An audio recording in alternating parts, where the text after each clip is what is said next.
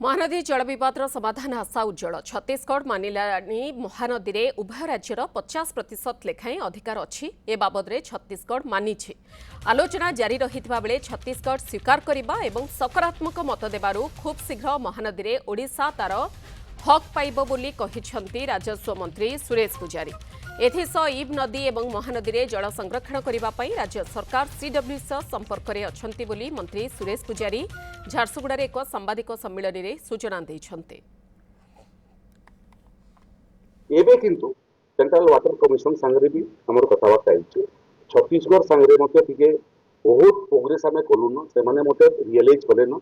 एवं प्रैक्टिकली से माने मते एग्री कलेन भगवान जे नदी देछि से नदी रे से माने 50% हमें 50% तांकर जेति अधिकार हमर भी सेति अधिकार जलर सुविनियोग हो जल नष्ट नै हो सेतिरे से माने मते राजी हेलेन संभवतः महानदी पानी आवंटन को लेकर आम सफलता हासिल करूँ। बाकी जेन छोट छोट नदी मैंने प्रभावित होमर ये एरिया गुड़े सर्भे चली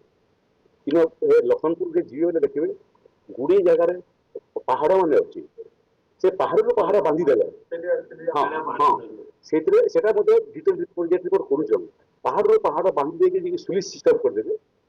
मनसून पानी भर पड़े मनसून सदा पूर्व बेरेज करदे से पानी जो हवा जलसेचन करवा लगे गुड़े कर हवा